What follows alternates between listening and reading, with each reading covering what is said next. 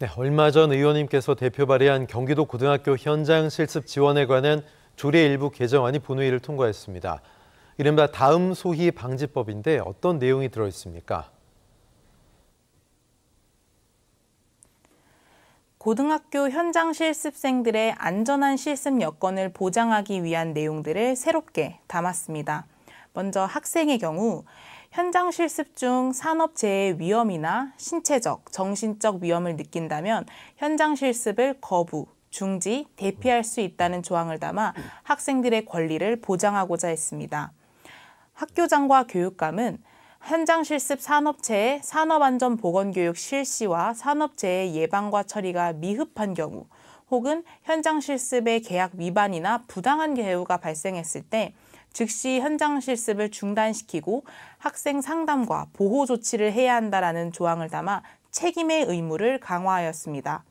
마지막으로 현장 실습 운영위원회 구성을 기존 9인에서 15인 이내로 확대시키고 운영위원회 학생과 노무사를 포함시켜야 한다는 조항을 담았습니다. 이는 기존의 학생들이 참여하지 않았던과는 달리 교육 주체로서 직접 참여하여 의견을 개진할 수 있는 구조를 만들기 위해서입니다.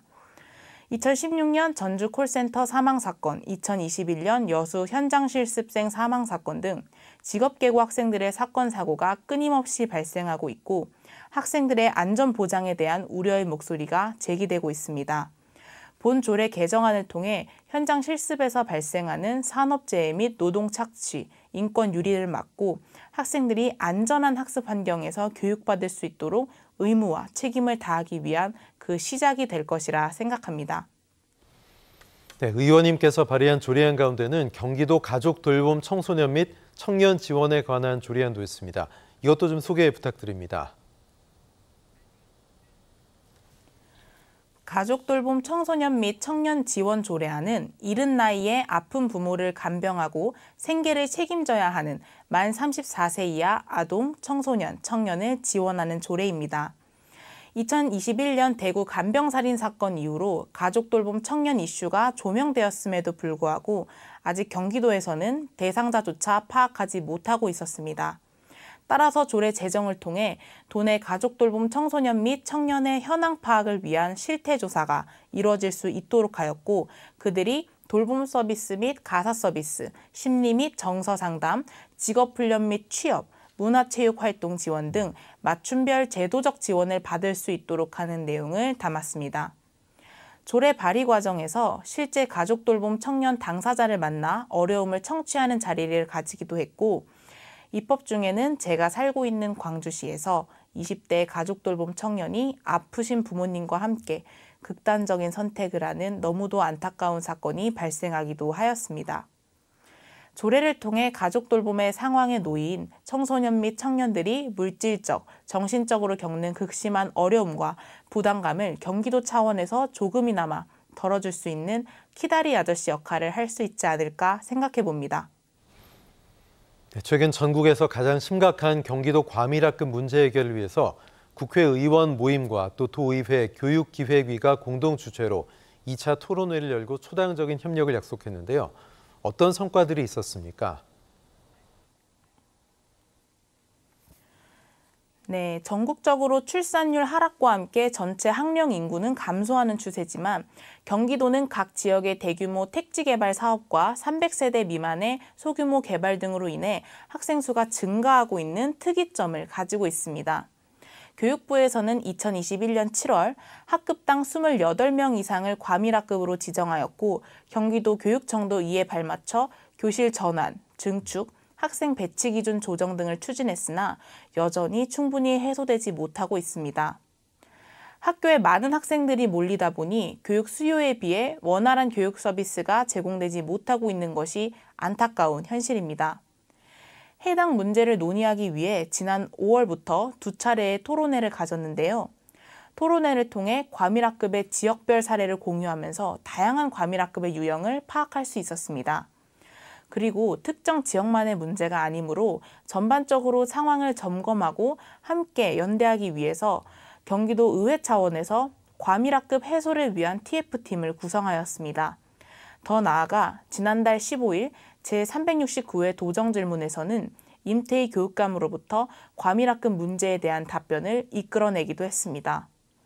인구 급증으로 절대 부족한 경우에는 학교 신설 및 증축을 할 것, 배치적 유연성을 발휘할 수 있는 지역의 경우 인접한 시군 간의 탄력적 배치를 할 것, 같은 지역 내 학교별 선호도 차이로 인한 과밀 과소의 경우 교육 여건 개선 및 인센티브 제공 등을 고려할 것을 그 답으로 얻었습니다. 단기적으로 해결하기는 어렵지만 앞으로 추가적으로 토론회 개최 등을 통해 실질적으로 반영할 수 있는 대안을 검토하여 진행할 수 있도록 할 계획입니다. 네, 의원님께서는 비례대표로 도의원이 되셨기 때문에 지역구가 따로 없지만 각별히 관심을 갖고 계신 곳이 광주시라고 들었습니다. 광주시의 교육 관련 현안이 있다면 어떤 걸까요?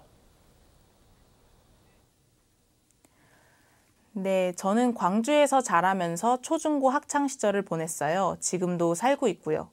그러다 보니 지역 후배들이 더 좋은 환경에서 학습할 수 있도록 교육 환경 개선에 관심이 많은데요. 다양한 교육 현안 중에서도 특히 신현중학교 과밀학급 문제에 관심이 많습니다. 오포 신현동에 위치한 신현중학교는 2016년도에 18학급 규모로 개설된 학교입니다. 이후 급작스러운 학생 수 증가로 현재 30학급까지 증설했는데요.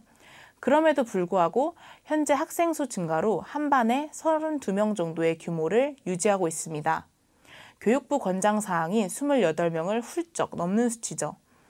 광주시의 경우 신도시는 아니지만 소규모 주택과 빌라 단지가 많이 생기고 있어 정확한 학생 수 수요 예측이 어려울 뿐더러 인근의 능평동과 신현동 지역에 거주하는 학생들을 수용할 수 있는 중학교는 신현중 한 군데뿐이어서 과밀 현상을 피하기 어려운 상황입니다.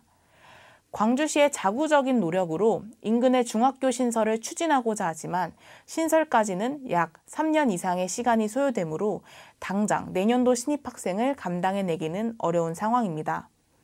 따라서 지난 도정 질문에서 임태희 교육감이 말씀하신 것처럼 인접한 시군 간의 배치적 유연성을 발휘할 필요가 있습니다. 탄력적으로 학구를 조정하여 광주 내 학교를 설립하기 전까지 한시적으로 인근에 위치한 성남의 중학교로 배치하는 것이지요. 시군 간의 탄력적 학구 조정과 학생 배치는 양 시군 간의 대승적인 결단과 초밀착적인 협력이 절실합니다. 무엇보다도 이해관계를 떠나서 우리 학생들을 우선시했으면 좋겠다라는 마음이 큽니다. 결국 학교는 아이들을 위해 존재하는 것이고 당연히 우리 아이들이 조금 더 나은 환경에서 공부할 수 있도록 학습권을 보장해야 할 의무와 책임이 있기 때문입니다. 네, 광주시의 교육 관련 현안 외에도 반드시 해결하고 싶은 일이 있다면 어떤 것이 있을까요? 교육 외에 교통 편의 증진에 대한 부분이 많고 이를 위한 노력을 하고 싶습니다. 그 예시로는 판교와 오포 지하철 8호선 연장입니다.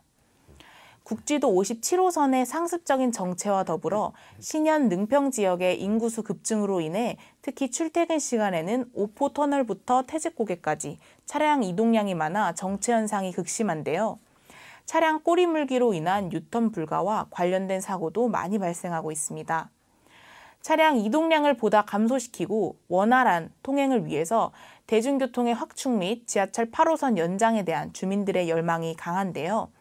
현재 경기도 차원에서는 경기도 도시철도망 구축계획 연구 용역 검토를 마치고 사업의 우선순위를 결정하기 위해 국토교통부와 사전 협의 중입니다. 도시철도망을 구축하는 데 있어 지난한 과정이 있지만 궁극적으로는 철도가 유치되어 주민들의 교통 편의가 증진될 수 있도록 노력하겠습니다.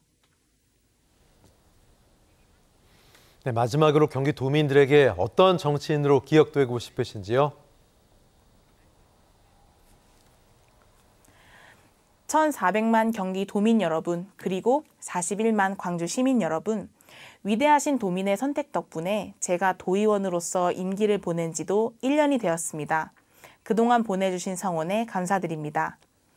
민의를 대변하겠다라는 처음 그 마음가짐을 잃지 않고 보이지 않는 곳에서 오늘도 최선을 다해 하루를 살아가고 있는 도민분들께 힘이 되는 정치를 하겠습니다. 많은 응원 부탁드립니다. 감사합니다. 네, 지금까지 이자형 경기도의회 의원과 말씀 나눴습니다. 의원님 고맙습니다. 감사합니다.